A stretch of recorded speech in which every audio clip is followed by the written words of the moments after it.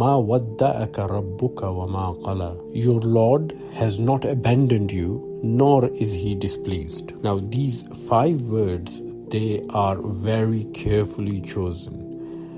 So let's go through them one by one.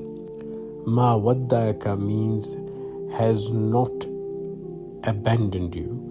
The word wadda comes from todi, and todi in Arabic, or wadda'aka or todi, means saying a farewell, a permanent farewell. So, but in a very loving way.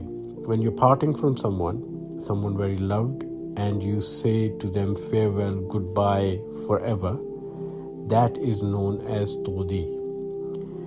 If you are only separating or parting for some time, like in the morning you're leaving for work and you say see you later kind of farewell, that is called al-wida.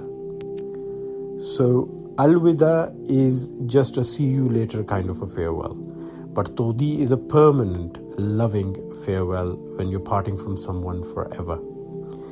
And here Allah Ta'ala could have said lam yuwaddika, which means he did not say farewell to you. But Allah says ma wadda'aka, which means he did not say farewell to you at all. So the word ma means not at all.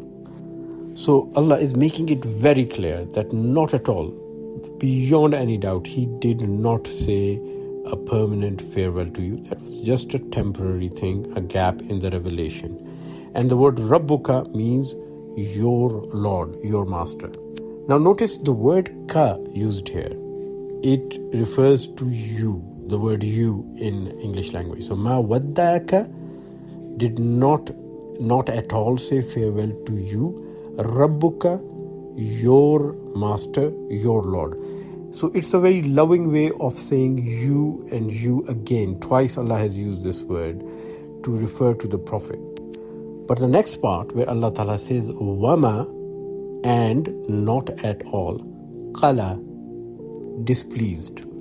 The word qala means to be unhappy with someone and cut off all contact.